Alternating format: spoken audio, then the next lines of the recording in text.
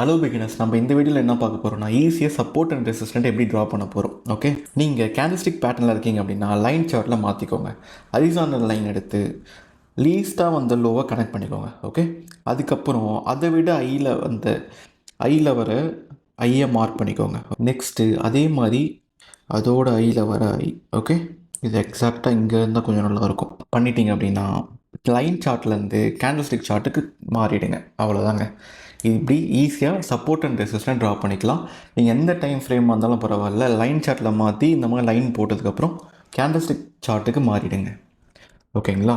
இந்த வீடியோவில் support and resistant எப்படி ட்ரா பண்ண நான் சொல்லி கொடுத்துட்டேன். ஓகேங்களா? நெக்ஸ்ட் வீடியோவில் எது சப்போர்ட்டாக ஆக்ட் ஆக போகுது, எது ரெசிஸ்டண்ட்டாக ஆக்ட் ஆக போகுதுன்னு சொல்லிட்டு அடுத்த வீடியோவில் உங்களுக்கு சொல்கிறேன்.